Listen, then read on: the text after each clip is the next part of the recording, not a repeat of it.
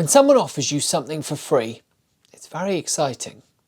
And free wood, well, that's even more so. When that wood happens to be pallet wood. So that's how I honestly saw this video starting, just me and some pallet wood creating something fancy. But he's still talking, isn't he?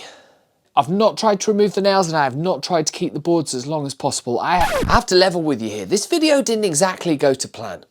And I nearly lost some fingers too. I had some very ambitious plans. And what I want to do with this is possibly one of the most ambitious builds that I've ever done. Told you, ambitious plans.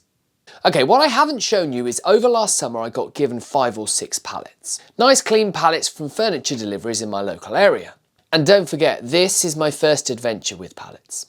And this video is sponsored by Squarespace. And now where most pallet pros will pry off each individual board, well, I tried one and didn't have the patience to keep going that way.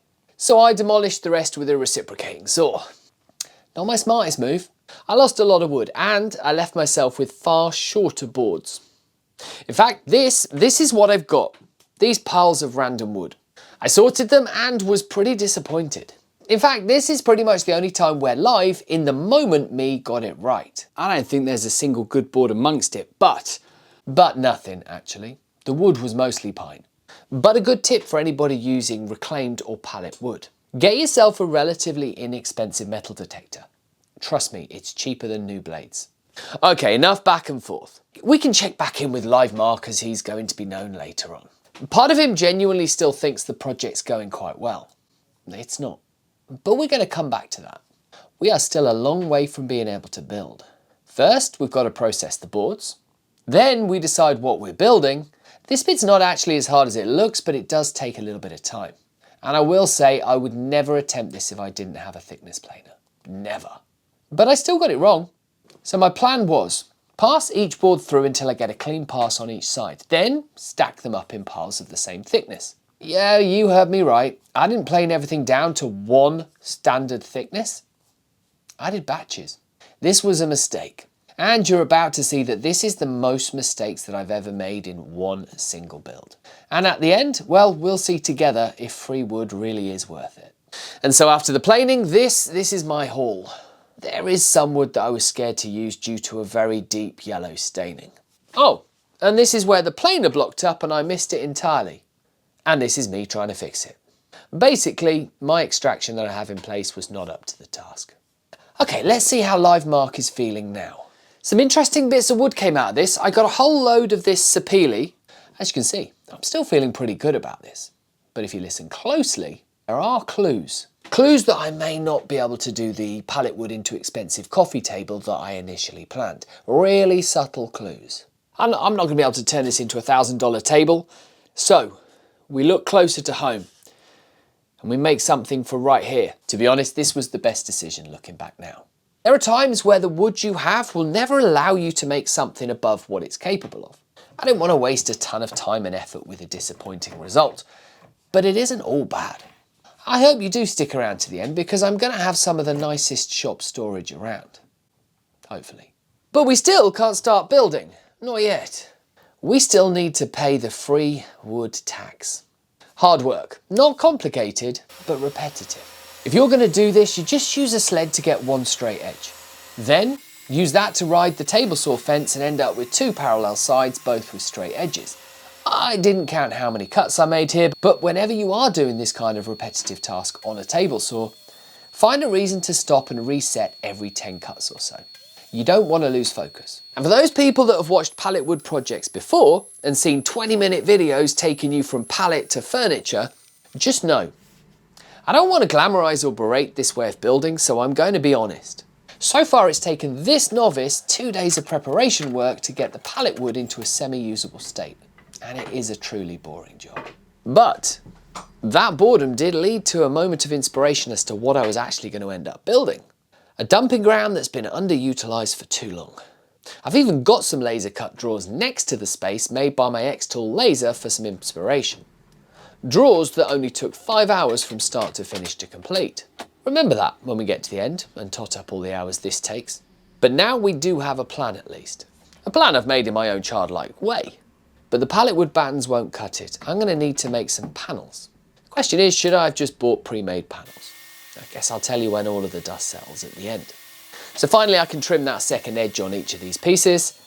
I didn't do this earlier when I did the first cut because not all boards are going to be the same width, so I didn't want to have to then repeat the cut when I get them down to size.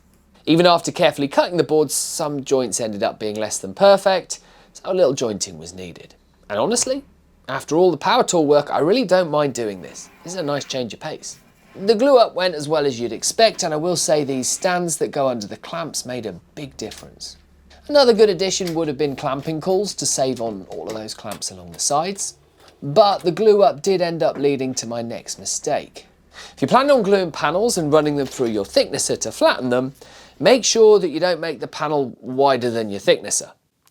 Mine's around 300 mil. And I did on the first, so I had to hand tool flatten it. The remaining 4 panels I did actually glue together in 2 halves. The thicknesser will sort out the thickness, as the name suggests, but it won't take out this twist. I blame the wood. And me. Me, because if you recall, these have all been through the thicknesser in individual lengths, but that doesn't actually flatten them. And can you spot the next minor mistake? I've kind of lost count of how many there are at this stage. That's right, no more triangles to tell me which 2 halves go together. Honestly, you'd be forgiven for actually thinking I'm making these mistakes on purpose at this stage. Bear in mind, we haven't even started the build stage yet. Anyway, I'll spare you the final planing and the glue up. We'll leave the glue to cure overnight and then we'll get cracking on the next bit. The next bit being cutting the panels to size. We'll do the depth first, as it's the one constant throughout all of these panels, so back over to the table saw. But you could easily use a track saw or a circular saw for this entire build. And believe it or not, this is actually the first time I've ever cut a big panel to size on my table saw, and it had me stumped for a minute. So after a bit of head scratching, I went back to my jig. And I have to say, this jig may just be the most versatile jig I've made to date. Certainly had the most use. I can line up the edge of the panel to create a reference side that I know is straight. Then I can use that reference edge in a big speed square, link down below, trust me. This gives 2 sides, both straight and at a right angle. Do this to all the pieces, then set your table fence just once to the desired depth of the piece, and you're guaranteed uniform sized panels. No mistakes here. Unless you saw me cutting a panel along my table saw fence that's wider than it is long. That's not as stable as you need it to be. A sled would work better.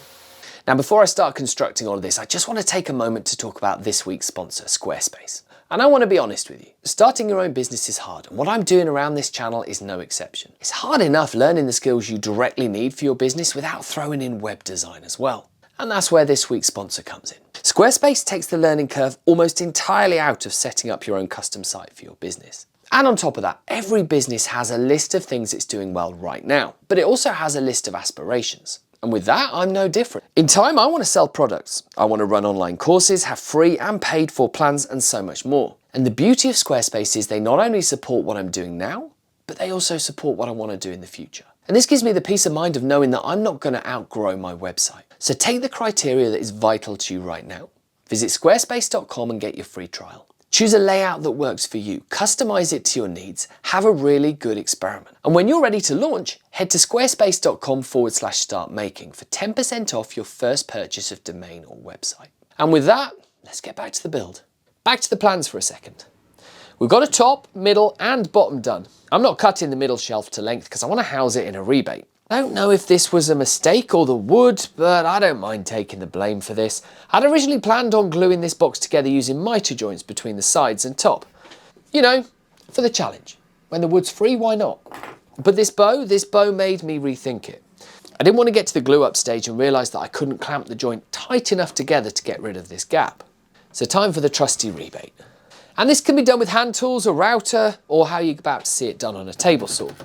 But my overall hope is that the rebate will pull the bow straight and the box square.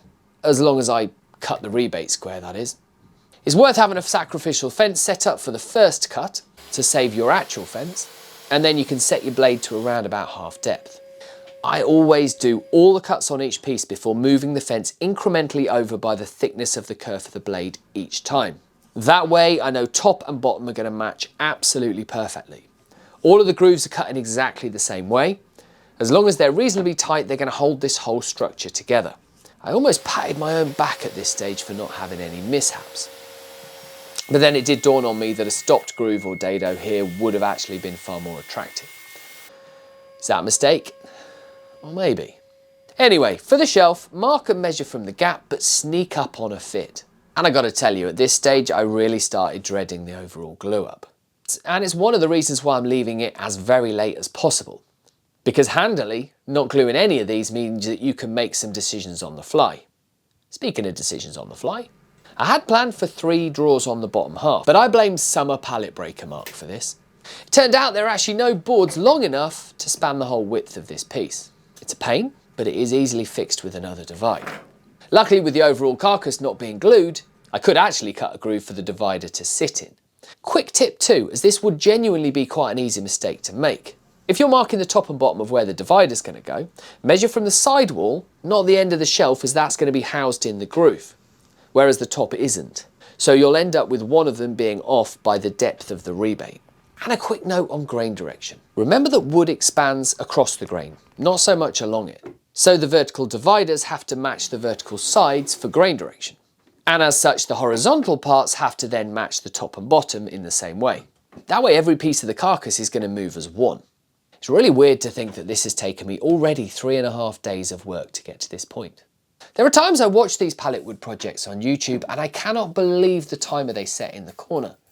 The timer that tells you exactly how long the entire project takes. And going back to a previous thought, this project made out of plywood would possibly have taken half a day tops. You could even veneer the ply or MDF and it would still probably only take 2 days and it would look amazing. But free is free and that can't be ignored, I guess. But there is still work to do. I took every piece of wood I had left and I laid out the drawer parts. I took all my measurements from the carcass, and as I'm not planning on using drawer runners, well, not paid for ones, it's absolutely fine to make these drawers just a little bit loose. I rebated the front and back. Making the rebates is easy. You could do them on the table saw or you can do what I'm doing now on the router table. But if you're going to do it on the router table, I never just start cutting them. I always take a test piece and get the depth dialed in and get the fence closed off as tight as possible. You could even add an auxiliary fence at this stage. I'm then going to use my handy right angle push block so that I keep the cuts nice and square, because then the drawers themselves will be square. And I'm going to make multiple passes. I have also decided to countersink the base into the drawers. Not because I think it's the right thing to do, more because I hadn't accounted for the thickness of the base when I measured for the drawer sides. But it does actually look better. And this is another time rebates actually win out over just a simple butt joint, because actually they hide the groove that you use to house the base. And they also make the glue up pretty easy too. As I said before, if you cut your rebate square, your drawers are going to come out square. And also adding a base in that's nice and snug will pull out any small alignment issues. And as I said before, I'm not going to buy any drawer runners. They're expensive, they take up a fair bit of space, and let's not get me started on how many mistakes I make measuring trying to fit these. These scrap battens are going to work just fine here. And I love this trick, it is such a time saver. You apply the wood glue for strength and the CA glue for an instant bond, meaning you don't have to wait for the glue to cure before you can move on to the next stage. These bands are also going to act as a stop to ensure the drawer doesn't push back too far. I'm going to show you that later, along with the error that I made in this stage. You can see from my line that I've set the battens back by the width of one board. This is just going to allow for the drawer front. Well, maybe. Let's ignore this for now because I had an idea. Admittedly, an idea that nearly cost me my hand-ish. Well, at least a finger. Well, a nasty cut at the very least. I've seen these kind of drawers a few times on videos, but I've never actually attempted it. They look pretty cool. I figured it's going to suit this cabinet as well because it's going to be set up quite high. But this is again an experiment that I'd only attempt if the wood is free. And with no plans, of course, I'm winging it and enjoying it. What I know is this. I know how I want the drawer to move. I know where it starts and ends, and I don't want to compromise my space for the other drawers above. It's going to rely on 2 dowels running in a groove, so I drilled a hole where a dowel will go to mark the drawer's line of movement. So this will be the groove. The groove will take a sharp upwards line at the very front, and that's going to tip the drawer. And as I said, I did very nearly injure myself doing this, so it better work. But it wasn't actually the routing part that nearly caused this injury, which may surprise you. Oh wow. I nearly forgot about this bit. Have you noticed how live mark has gone really quiet? Yeah, I'd actually come to a stage where I wasn't even sure I was going to release this video. There was a lot of mistakes, if I'm honest. And it was turning into a really simple build that I didn't really think would set the world alight. I mean, we can all make drawers, right? But here we are at the glue up stage. And this may just about be the funniest part of the build. Always do a dry fit, is the advice I completely ignored. I just threw a load of glue on and started adding clamps everywhere. And I mean everywhere. It ended up looking like this. Oh yeah, and this. So many mistakes to pick through. Trip hazards, a messy workbench where actually all you need is space. Don't be me here. Plan ahead. Plan your clamp placement and where you're going to need your cauls. Plan what needs to be held square and do a dry fit. Chances are you're going to have missed something. I was genuinely so lucky that this came together beautifully. Really, well, not exactly. From this angle it looks fine, but when you start to test for square, well, cards on the table, it's not square. The panels have an amount of sag. I can blame the pallet wood, but it could just as easily have been me. Anyway, the fact is, there is a video. I did decide to make it and release it, and I can tell you that I didn't stop and I didn't give up. Not when my only cost so far is time. Well, and energy, and wear on my tools, and my patience. But the wood was still free. Well, I did have to drive and collect it. So I guess petrol too, and some more time. Anyway, let's keep going. Let's trim some overhanging wood. Many ways you can do this. You can do it with a sander, a block plane, or like I'm doing here, a flush cut saw. But if you truly want to make it fast and clean, a flush trim bit in your router is my suggestion. Anyway, let's skip the sanding. Just know everything was sanded to 100 grit before assembling the drawers and the main carcass. Okay, you've got me. When I say up to 100 grit, what I actually mean is only sanded with 100 grit.